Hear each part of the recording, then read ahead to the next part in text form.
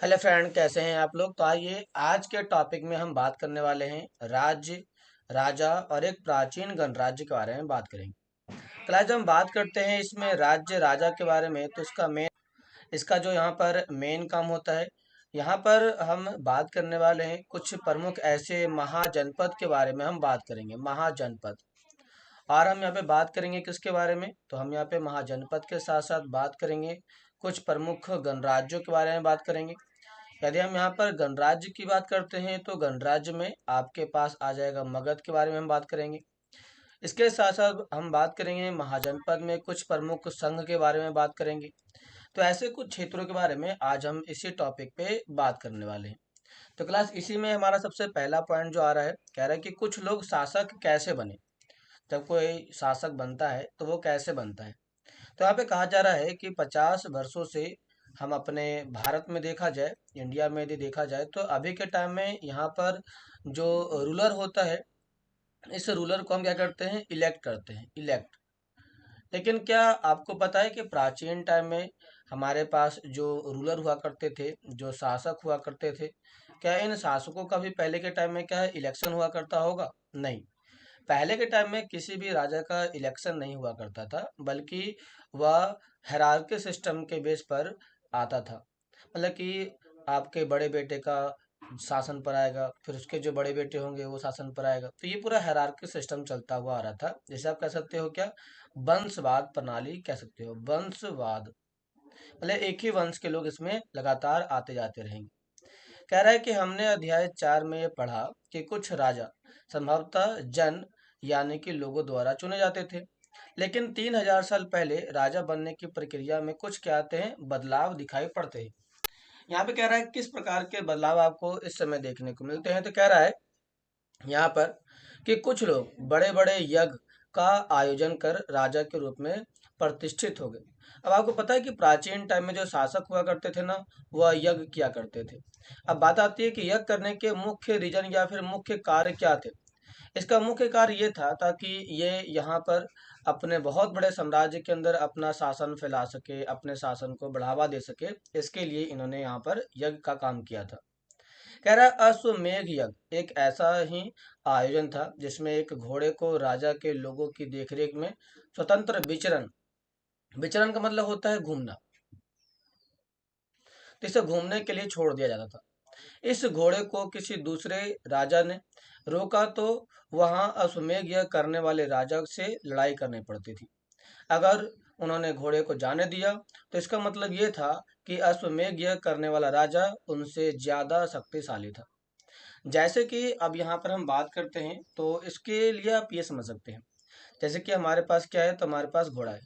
अब ये घोड़ा यदि जा रहा है, रास्ते में जा रहा है, लेकिन बीच में एक राज्य आ गया। यदि ये राज्य जो है, यदि इसके राजा के अंदर रहना नहीं चाहता है तो इससे पहले युद्ध करना पड़ेगा। क्या करना पड़ेगा? युद्ध करना पड़ेगा।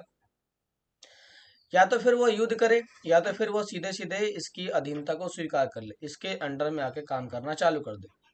तो इस प्रकार से अश्वमेध यज्ञ की प्रतिष्ठा थी, अश्वमेध यज्ञ का इसमें महत्वपूर्ण था। यहाँ पे कह रहा है कि इसके बाद उन राजाओं को यज्ञ में आमंत्रित किया जाता था। यह यज्ञ विशिष्ट पुरोहितों के द्वारा संपन्न किया जाता था। विशिष्ट पुरोहित का मतलब होता है कि राजा के दरबार में हमेशा ही एक पंडित हुआ करते थे। और इन पंडितों का ही काम था कि यहाँ पर राज्य के अंदर राज्य के अंदर जो राजा पूजा पाठ करवाता था, उसमें पार्टिसिपेट करना, उनको करवाना, इन पंडितों का मेन काम था। इन्हीं लोगों को कहा गया था, विशिष्ट पुरोहित कहा गया था। इसके लिए उन्हें उपहार से सम्मानित किया जाता था। अश्वमेध यज्ञ करने वाला राजा बहुत शक्तिशाली माना जाता था। यज्ञ में आमंत्रित सभी राजा उसके लिए उपहार लाते थे।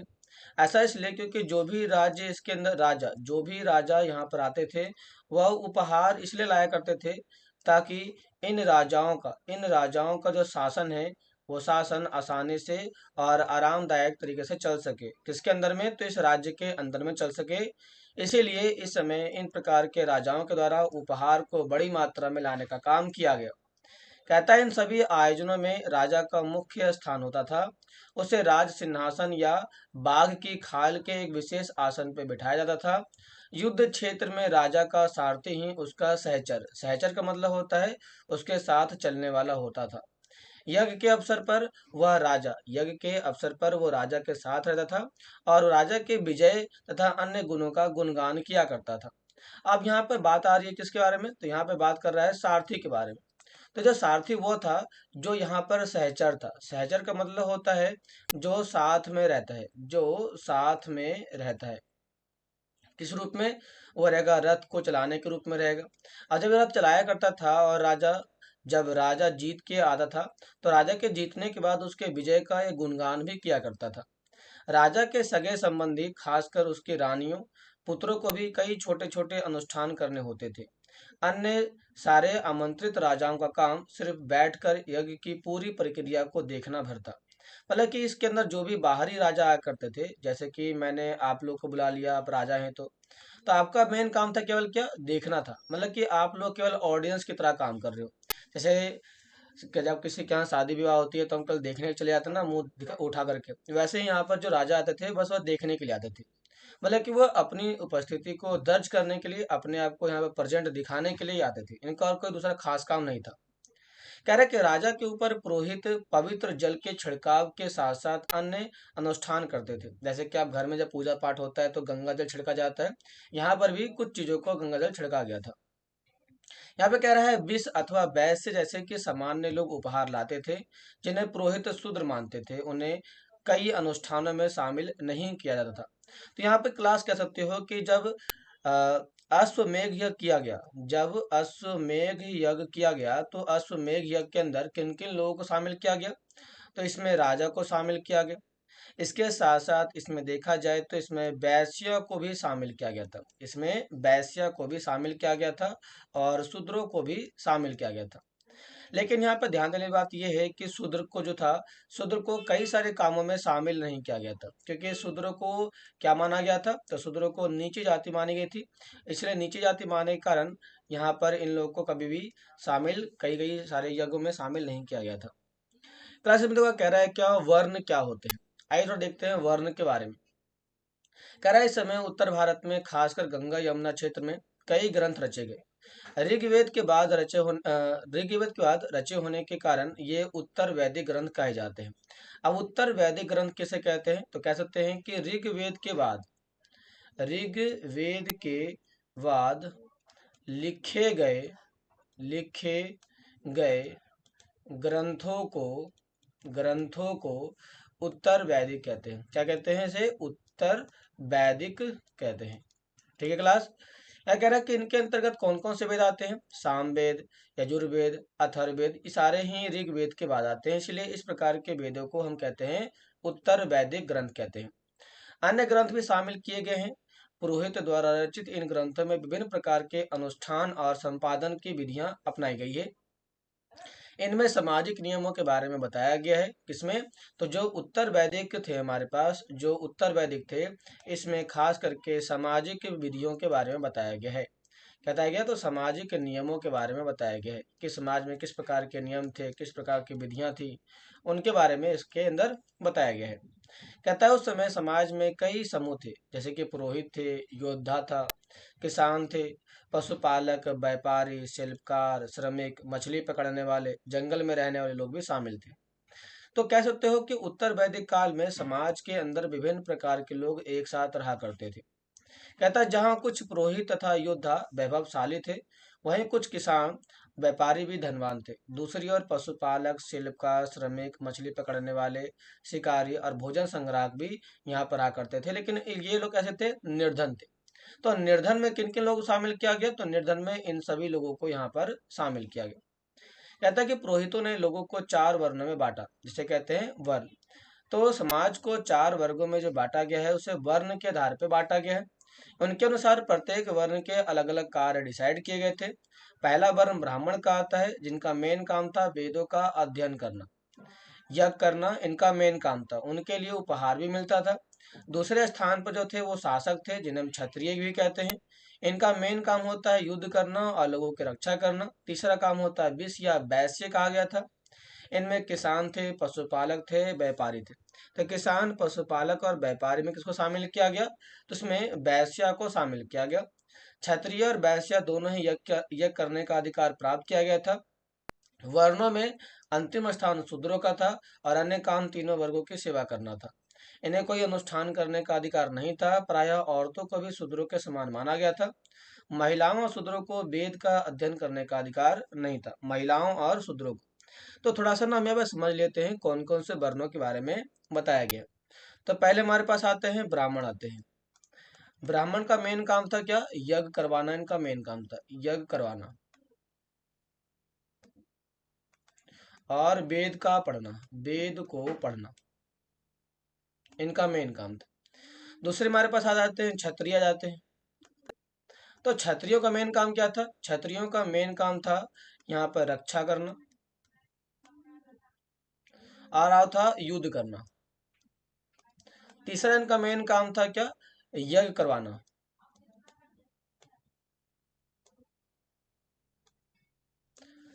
तीसरे हम बात करते हैं तो हमारे पास आते हैं वैश्या।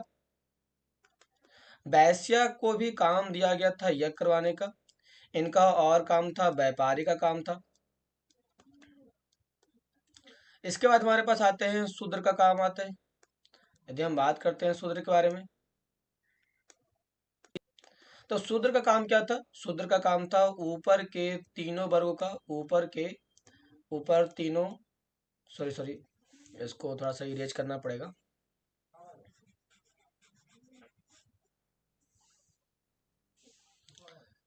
शूद्र, इनका मेन काम था तीनों वर्गों की सेवा करना।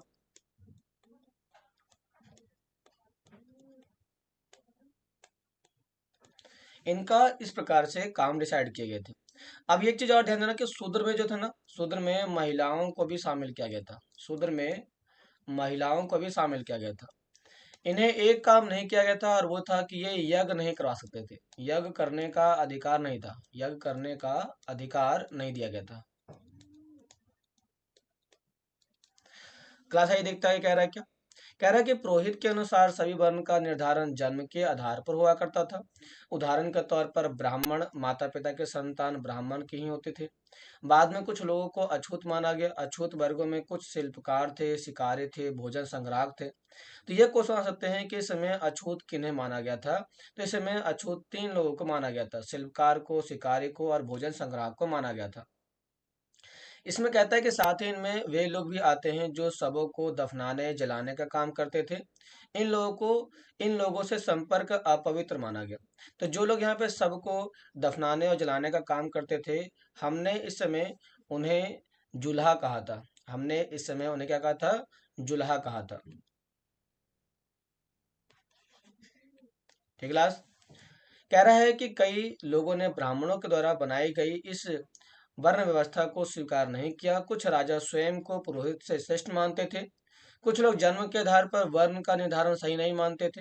इसके अतिरिक्त कुछ लोग व्यवसाय के आधार पर लोगों के बीच में भेदभाव उचित नहीं मानते थे। जबकि कुछ लोग चाहते हैं कि अनुष्ठान संपन्न करने का अधिकार सबका होना चाहिए। कई लोगों ने छुआछूत की आलोचना की और इस उपमहाद्वीप के पूर्वोत्तर क्षेत्र में जैसे कि सामाजिक आर्थिक असमानता बहुत ही वहां पर कम है। तो यहाँ से क्वेश्चन आता है कि भारत के किस क्षेत्र में सामाजिक आर्थिक असमानता कम है? तो वो है आपका नॉर्थ ईस्ट का जो रीजन है, वहां पर ही बहुत ज्यादा कम है।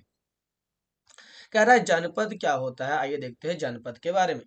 कह रहा है महायज्ञों को करने वाले राजा अब जन के राजा ना होकर के जनपद के राजा माने गए। तो जो यहाँ पर राजा थे अब उन्हीं को जनपद के राजा कहा जाने लगा। जनपद का शाब्दिक अर्थ क्या होता है? तो जनपद का शाब्दिक अर्थ होता है जन के बसने की जगह। जन के बसने की जगह होती है जनपद। कहता है कुछ महत्वपूर्ण जनपद पे चित्र 4 में दिए गए हैं। आइए थोड़ा सा देखते हैं चित्र 4 में कौन कौन से जनपद दिए गए हैं। तो यहाँ पर आपके पास कुछ महत्वपूर्ण जनपद, महाजनपद और नगरों के बारे में दिया गया है। थोड़ा सा हम इसे जूम करते हैं तो आपको समझने में आसानी होगी। हमारे पास जो कुछ महत्वपूर्ण जनपद की यदि बात करते हैं तो हमारे पास देखो ये रहा, गांधार है, तक्षशिला है, कुरु है, हस्तिनापुर है, कौशल है, कौशाम्बी है, राजगीर है, जैसे मगध है, वैशाली है, उज्जैन है आपके पास। आप थोड़ा सा देखते हैं तो यहाँ पर और नहीं है, बस ये कुछ हमारे पास महत्वपूर्ण क्या है, महत्वपूर्ण हमारे पास जनपद देखने को मिल जाते हैं। आइए देखते हैं क्या कह रहा है।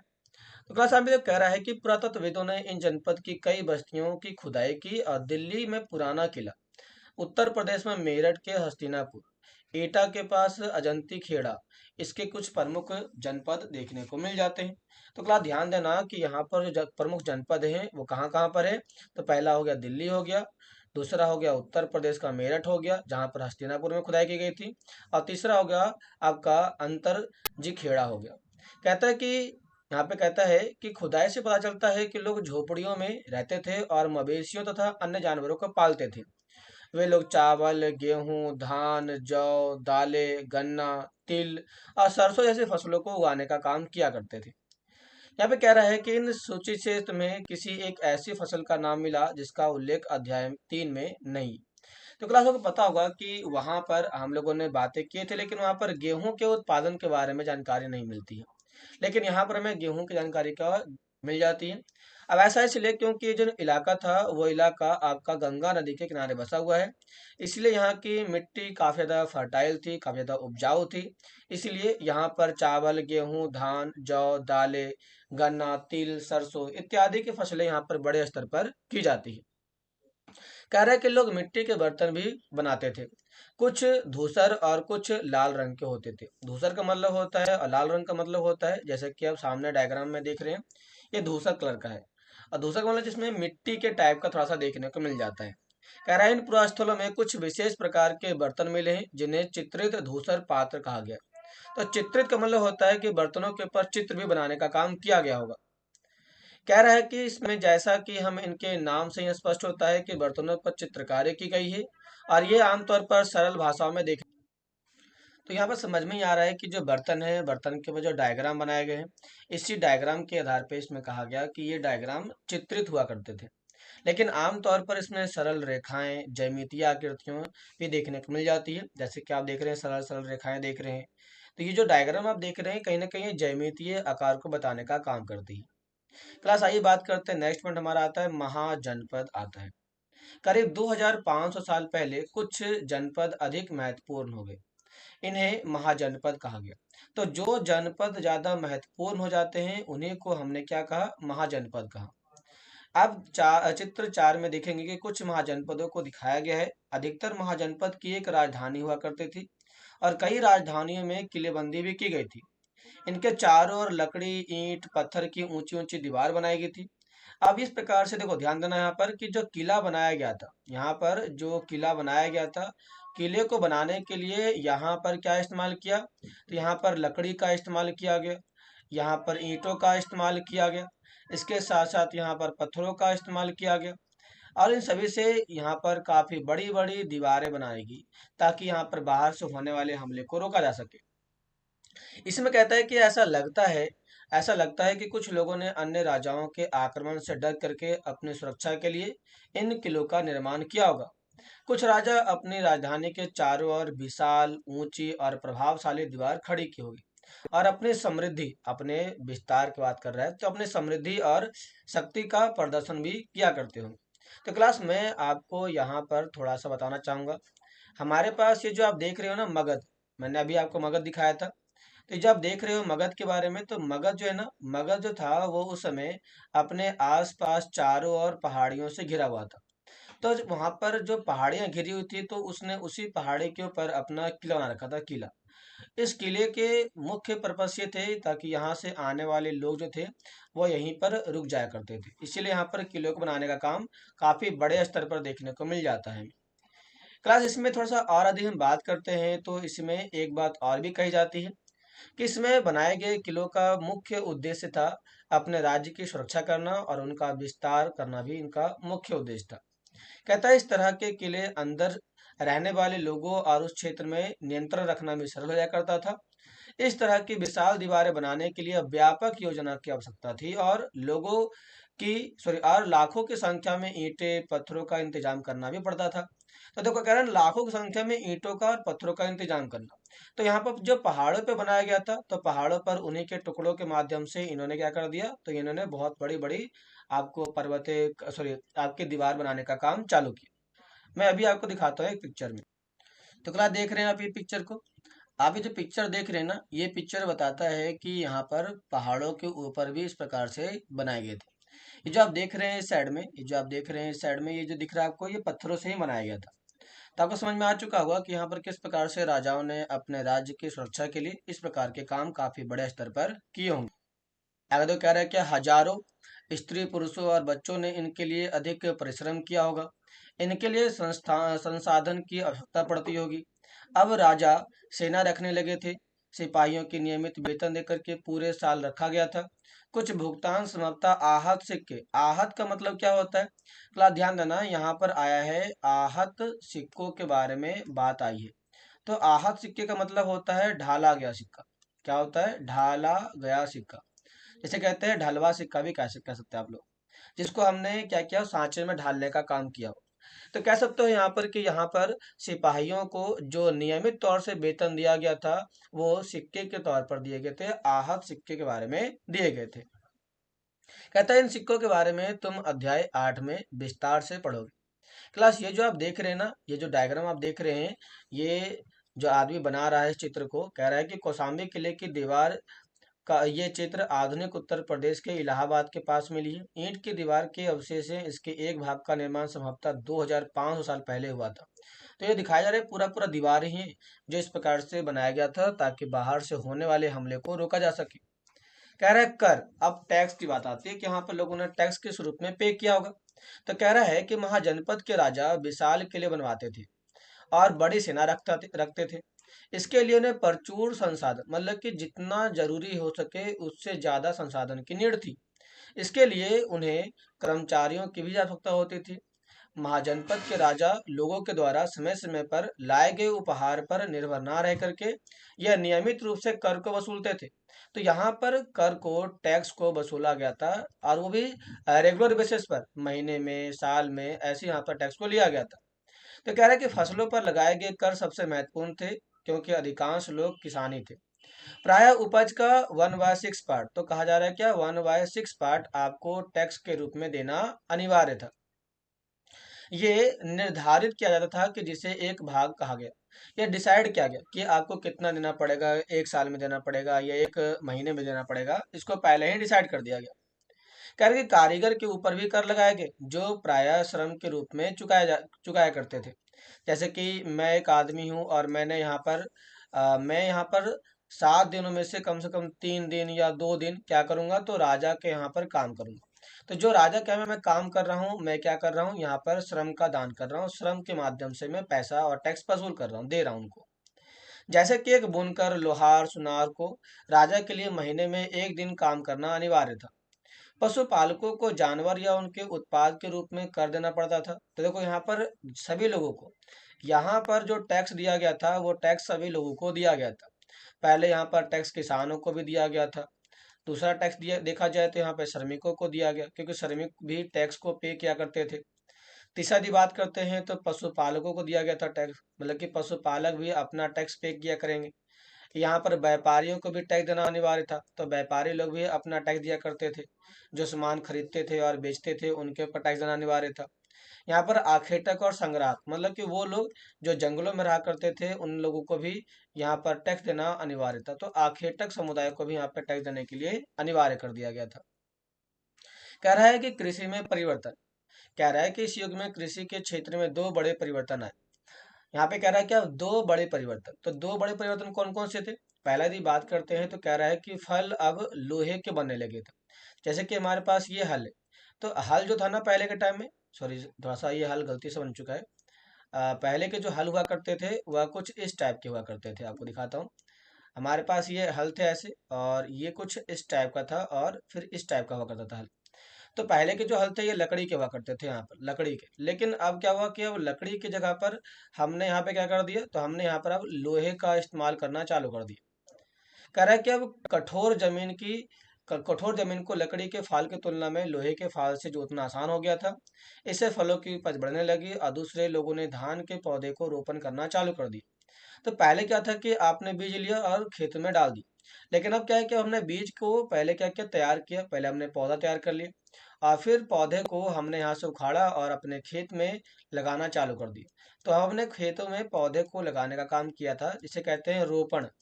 रोपण की प्रणाली को चालू कर दिया था, कल्टीवेशन करना चालू कर दिया। इसीलिए यहाँ पर क्या होता है, कृषि में दो परिवर्तन बड़े बड़े आए थे। पहले लोहे के फाल का इस्तेमाल करना और दूसरा रोपण कृषि का इस्तेमाल करना। कहता है खेतों में बीज का छिड़काव धन उपजाने के बजाय धन के पौधे को तैयार करके उनका रोपण शुरू किया गया। अब पहले की तुलना में बहुत ज्यादा पौधे जीवित रहते थे, इसलिए पैदावार भी ज्यादा होने लगी। इसमें कमर तोड़ परिश्रम लगता था और ये काम लगातार ज्यादातर दास दासी और भूमिहीन खेतिहर मजदूर किया करते थे। इसे कहते हैं कम कार कहा गया था। क्लास, इसका मतलब ये हुआ कि यहाँ पर अब जो भी खेती में काम करेगा, खेती में काम करने के लिए हमें अधिक मात्रा में श्रम की नीड पड़ती थी। तो श्रम को पूरा करने के लिए यहाँ पर दास को लगाया गया, दासी को लगाया गया और यहाँ पर ऐसे मजदूरों को लगाया गया जिनके पास खुद की खेती करने की जमीन नहीं थी, उनको भी लगाया गया। और ऐसे लोगों को हम यहाँ पे कहते हैं क्या, भूमिहीन खेतिहर मजदूर कहते हैं। ठीक क्लास।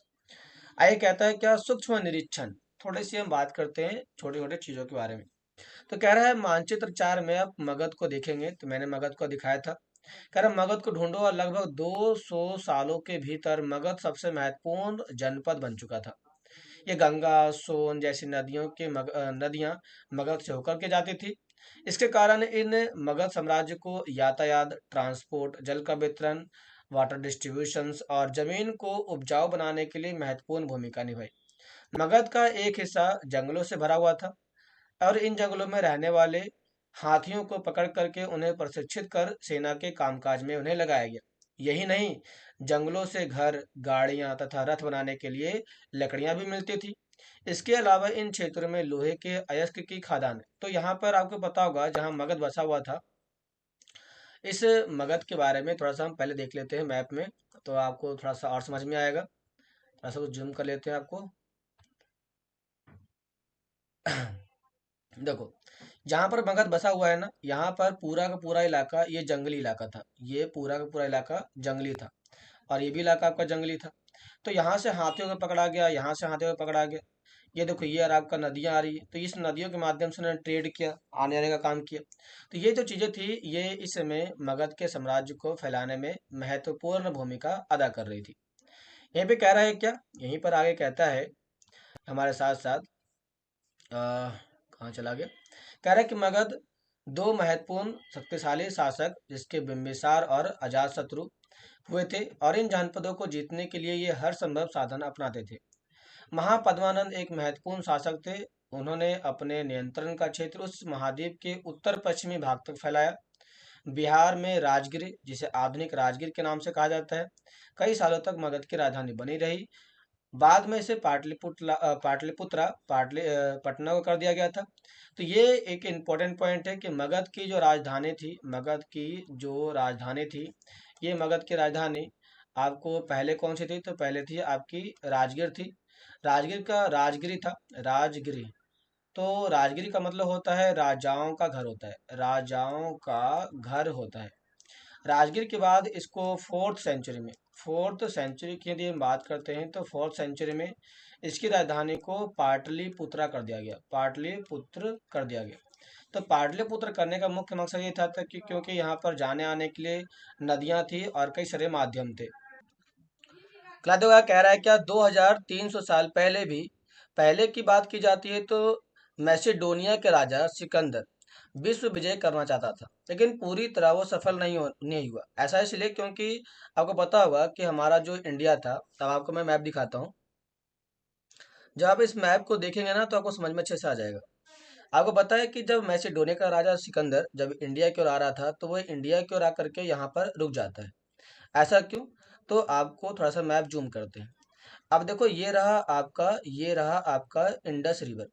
इस इंडस रिवर के बारे में काफी ज्यादा अफवाह थी कि यदि कोई भी राजा इस नदी को पार करता है तो वो मर जाएगा। और इस प्रकार की अफवाह को फैलाने का काम इस प्रकार से यहाँ पर फैले हुए पूरा का पूरा मुगल साम्राज्य के टाइम में इसको फैलाया गया था। और इसको फैलाने में महत्वपूर्ण काम जो किया गया था वो चाणक्य के द्वारा किया गया था। तो इसमें फैलाया गया और कहा गया कि जो भी व्यक्ति इसको पूरा या पार करके सड़ाएगा वो मर जाएगा। इसी कारण सिकंदर कभी भी भारत को कभी जीत नहीं पाया और इसमें सबसे महत्वपूर्ण रोल जो रहा वह यहाँ पर चाणक्य का रहता है। इसीलिए इस समय हम कहते भी हैं कि चाणक्य को भारत की राजनीति का महत्वपूर्ण अग्रदूत भी माना जाता है। यहाँ पे कह रहा है क्या? आय कह रहा है कि वह मिस्र और पश्चिमी एशिया के कुछ राज्यों को जीतता हुआ भारतीय उपमहाद्वीप में ब्यास नदी के किनारे पर पहुंच जाता है। जब उसने मगध की ओर कूच करना चाहा तो उसके सिपाहियों ने इनकार कर दिया। वह इस बात से भयभीत थे कि भारत के शासकों के पास पैदल, रथ और हाथियों की बहुत बड़ी सेना थी। तो ये तो हमारे पास सेना थी ही, लेकिन इस प्रकार से फैलाई गई अफवाह अफवाह भी एक महत्वपूर्ण भूमिका निभा रही थी, ताकि ये लोग कभी भी भारत की ओर नहीं आ सके। कह रहा है कि इन सेनाओं और ऋग्वेद में उल्लिखित सेनाओं के बीच तुम्हें क्या अंतर दिखाई पड़ता है?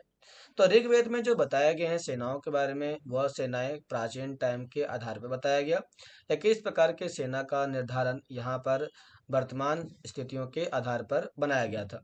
कह रहा है बज्जी के बारे में बात करते हैं। कहता है क्लास जैसा कि तुमने ऊपर पढ़ा, मगध एक शक्तिशाली राज्य बन गया था। उसने नजदीक की बज्जी राज्य था, लेकिन उसके समान कुछ दूरी पर ही बज्जी राज्य की स्थापना की गई थी, जिसकी राजधानी थी वैशाली। यह एक अलग किस्म का शासन व्यवस्था था जिसे गण या संघ कहा गया था। मतलब हो गया ये कि बज्जी में शासन करने के लिए लोगों के समूह के द्वारा या फिर उनके संघ के द्वारा यहाँ पर शासन की पद्धति प्रचलित थी। बात आती है गण किसे कहते हैं, तो गण शब्द का प्रयोग कई सदस्यों वाले समूह के लिए किया गया था और संघ का उपयोग संघ अर्थात संगठन या सभा के लिए किया गया था। मतलब कि यहाँ पे शासन करने के लिए लोगों ने सभा में जाकर के बात विचार किया और सभा के माध्यम से यहाँ पर कई सारे नियमों और कानूनों को बनाने में सहायता लिया। कहता है गण या संघ में कई शासक हुआ करते थे। कभी कभी लोग एक साथ शासन करते थे, जिसमें प्रत्येक व्यक्ति राजा कहलाता था। ये सभी राजा विभिन्न अनुष्ठानों को एक साथ संपन्न करते थे। सभाओं में बैठ करके ये बातचीत, बहस और वाद विवाद के जरिए तय करते थे कि क्या करना है और किस तरह करना है।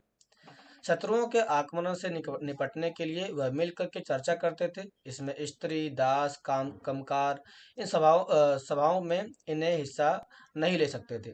तो यहाँ पर बात आती है कि सभा के अंदर किन किन लोगों को शामिल किया गया। तो सभा के अंदर शामिल करने की बात करते हैं तो यहाँ पर राजा शामिल हुआ करते थे, यहाँ पर पुरोहित शामिल हुआ करते थे। पुरोहित ऐसे लोगों को शामिल किया गया था। और किन किन लोगों को शामिल नहीं किया गया था, तो स्त्रियों को, दास को और कमकार को। कमकार किसे कहते हैं, तो उसे कहते हैं जो खेतीहर जमीन को या खेतीहर किसान को कहा गया था। खेतीहर किसान को कहा गया था। कह रहा है बुध और महावीर, यदि बात करते हैं बुध और महावीर के बारे में, तो ये दोनों भी गण और संघ से संबंधित थे। बौद्ध साहित्य में संघ के जीवन का बहुत ही सजीव वर्णन मिलता है। जब बौद्ध के साहित्य के बारे में आप पढ़ोगे तो वहाँ पे बताया गया था कि महात्मा बुद्ध का जो जीवन था वह उनके गण और संघ से ही जुड़ा हुआ था, क्योंकि उनके भी पिता एक संघ के प्रमुख और मुखिया माने गए थे। कह रहा है वज्जी संघ का वर्णन दिघ निकाय में किया गया है। वज्जी संघ का वर्णन दिघ निकाय में किया गया है। कहता है दिघ निकाय एक प्रसिद्ध बौद्ध ग्रंथ है जिसमें बुद्ध के कई व्याख्यान दिए गए हैं। इन्हें करीब 2300 साल पहले लिखा गया था। कहता है अजात शत्रु और बज्जी संघ। कह रहा है कि अजात शत्रु बज्जी संघ पर आक्रमण करना चाहते थे। उन्होंने अपने मंत्री बस्कार को बुद्ध के पास सलाह के लिए भेजा था। बुद्ध ने उनसे पूछा कि क्या बज्जी सभाएं नियमित रूप से होती है तथा उनमें सभी सदस्य उपस्थित होते हैं। जब उन्हें पता चलता है कि ऐसा होता है, उन्होंने कहा कि बज्जीवासी तब तक उन्नति करते रहेंगे जब तक वे पूर्ण और नियमित सभा करते रहेंगे, आपस में मिलजुल कर काम करते रहेंगे, पारंपरिक ट्रेडिशनल रूल का पालन करते रहेंगे और बड़ों का सम्मान, समर्थन और उनकी बातों का ध्यान करते रहेंगे। तब तक बज्जी संघ का क्या होता रहेगा, तो डेवलपमेंट होता रहेगा। ये जो बातें कही गई थी ना, चार बातें, यही बातें जो था वह बुद्ध के उपदेश में बताया गया था। बुद्ध के उपदेश में ये बताया जाता है कि किसी व्यक्ति को डेवलपमेंट करने के लिए क्या करना चाहिए और क्या नहीं करना चाहिए। आय कह रहा है क्या, बज्जी महिलाओं के साथ सॉरी, बज्जी महिलाओं के साथ जोर दोस्ती नहीं करेंगे और उन्हें बंधक नहीं बनाएंगे। शहरों और गांव में चैत्य का रखरखाव। चैत्य क्या होता है? तो चैत्य का मतलब होता है आश्रय प्रदान करने वाला जगह, आश्रय। ये आश्रय का मतलब होता है जहाँ पर लोग आकर के रहते थे, या फिर बाहर से आने वाले व्यापारी हो गए, व्यापारी, या फिर यहाँ से कोई बाहरी राहगीर हो गया, तो राहगीर को रहने के लिए जो जगह बनाया गया था उसे चैत्य कहा गया था। विभिन्न मतावलंबी संतों का सम्मान करना और उनके आने तथा जाने की कोई भी रोक टोक ना लगाई जाए। ऐसे क्षेत्रों के जो भी रखरखाव करते हैं उनका साम्राज्य कभी खत्म नहीं होता, उनका साम्राज्य हमेशा ही बढ़ता रहता है। कह रहा है, बज्जी संघ अन्य महाजनपदों से कैसे अलग था? कम से कम तीन अंतरा बताइए। तो बज्जी जो साम्राज्य था, बज्जी की यदि हम बात करते हैं तो बज्जी के अंदर पहला जो शासन हुआ था, तो शासन कैसे हुआ यहाँ पर? शासन यहाँ पर होता है गण या फिर सॉरी संघ या गण के माध्यम से होता है। दूसरी यदि बात करते हैं यहाँ पर, तो यहाँ पर बड़ों का सम्मान किया गया, बड़ों का सम्मान किया गया। यहाँ पर महिलाओं का सम्मान किया गया। दूसरा कहता है कि नियमित सभाएं की गई, नियमित सभाएं की गई। तो जो भी अभी आपने ये डायग्राम पूरा देखा था ना, यहाँ पर जो 5-6 पॉइंट आपने देखे, ये सारे सारे पॉइंट, इन सभी पॉइंटों को आपको इसके विशेषताओं के बारे में लिख देना है। कह रहा है कि कई शक्तिशाली राजा इन संघों को जीतना चाहते थे, इनके बावजूद उनका राज्य अब भी 1500 साल पहले तक चलता है। कहता है उसके बाद गुप्त शासकों ने गण और संघ पर विजय प्राप्त कर लिया और अपने राज्य में शामिल कर लिया। तो कह रहा है क्या, गुप्त शासक। तो यहाँ पर एक चीज और आ जाता है कि जब मगध मगध शासन चल रहा था, तो मगध के बाद यहाँ पर आ जाते हैं आपका गुप्ता डायनेस्टी या गुप्ता शासन आ जाता है। मगध के समय कौन था? यहाँ पर बज्जी भी आपको देखने मिल जाती है। तो जो बज्जी था, बज्जी के ऊपर गुप्त वंश का या गुप्त शासकों ने क्या कर लिया था? शासकों ने यहाँ पर शासन स्थापित कर लिया था। तो इस शासनों को स्थापित करने के बाद इनके ऊपर अपना नियंत्रण स्थापित कर लेते हैं। कहता है कि अपने एटलस में यूनान और एथेंस को ढूंढो। यदि आप बात करते हैं इसके बारे में, तो आइए देखते हैं कहाँ पर एथेंस और आपका यूनान है। कहा देखो, ये है आपका मॉडर्न मैप। तो जो एथेंस है वह ग्रीस में पड़ता है, एथेंस। तो यहाँ पर हम थोड़ा सा और इसको जूम करते हैं। देखो ये रहा आपको एथेंस, ये रहा आपका एथेंस। तो आज के टाइम में आपका एथेंस कहाँ पर है? तो इस जगह पर आपका एथेंस देखने को मिल जाता है।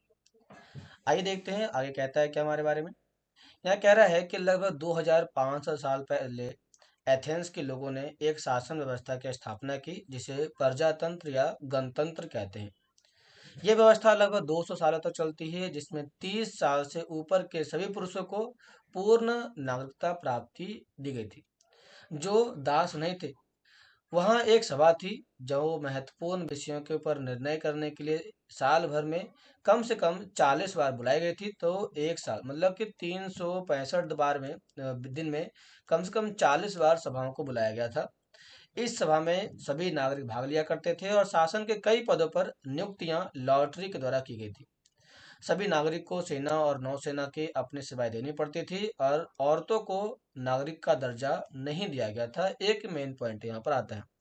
तो यूनान के अंदर या एथेंस की बात करते हैं, तो यहाँ पर महिलाओं को भी जो नागरिकता का अधिकार होता है, वो अधिकार इनको नहीं दिया गया था। व्यापारियों और शिल्पकारों के रूप में एथेंस में रहने और काम करने वाले बहुत से विदेशियों को भी नागरिक का अधिकार नहीं मिला था। एथेंस में खादानों, खेतों, घरों और कार्यशालाओं में काम कर रहे दासों को भी नागरिकता का अधिकार नहीं दिया गया था। तो पहला तो महिला हो गई और दूसरा क्या हो गया? दूसरा हो गया दास। तो यहाँ पर दो लोगों को किसी भी प्रकार का अधिकार, अर्थात सिटीजनशिप का अधिकार तो इन लोगों को नहीं दिया गया था। तो क्लास, ये जो टॉपिक था हमारा, आज का टॉपिक खत्म होता है। इसमें देखो कुछ उपयोगी शब्द दिए गए हैं। यहाँ पर राजा कौन था, अश्वमेध यज्ञ किस लिए करवाए गए थे? तो अश्वमेध यज्ञ जो था वह हर एक राजा करवाया करता था, ताकि अपने राज्य का विस्तार कर सके। तो राज्य के विस्तार के लिए इस प्रकार के यज्ञ किए गए थे। वर्ण की बात करते हैं तो 4 वर्ण थे हमारे पास। पहला था ब्राह्मण था, दूसरा क्षत्रिय था, तीसरा आपके पास कौन सा था? तो वैश्य था, और चौथा आपके पास शूद्र था। जनपद की बात करते हैं तो जनपद की यहाँ पर कहा जाता है कि प्रमुख जनपद हमारे पास थे। 16 महाजनपद की हमें जानकारी मिल जाती है। महाजनपद की बात करते हैं तो इसमें प्रमुख जो जनपद था महाजनपद वो मगध था। किलेबंदी की गई थी तो किलेबंदी का मुख्य उद्देश्य था बाहरी आक्रमण से सुरक्षा के लिए यहाँ पर इसका इस्तेमाल किया गया था। सेना की बात करते हैं तो सेना में इन्होंने हाथियों को रखा गया था, रथ को रखा गया था, पैदल सेना थी। ऐसे कई सारी सेना को इसमें इस्तेमाल किया गया। कर की बात करते हैं तो 1/6 कर यहाँ पे लिया गया था लोगों से, और ये कर जो था हर व्यक्ति के ऊपर लगाया गया था। पौधे के रोपण की बात करते हैं तो पहले के टाइम में पौधे को दाने डाल के रोपा गया था, लेकिन अब पौधे की जगह अब यहाँ पर पौधा लगा दिया गया, जिसे हम कहते हैं क्या, रोपण प्रणाली कहते हैं, रोपण प्रणाली कहते हैं। कह रहा है गण और संघ की बात करते हैं और प्रजातंत्र। तो प्रजातंत्र का जो विकास होता है वो कहाँ होता है, तो एथेंस में होता है। तो क्लास ऐसे कुछ मेन पॉइंट जो थे हमने डिस्कस कर लिए हैं। यदि अभी भी कुछ डाउट आ रहा है आपको तो आप कमेंट बॉक्स में कमेंट कर सकते हैं। इसके लिए हम मिलते हैं नेक्स्ट क्लास में। तब तक हमसे बने रहिए और वीडियो को सब्सक्राइब लाइक करते रहिए। तब तक के लिए धन्यवाद।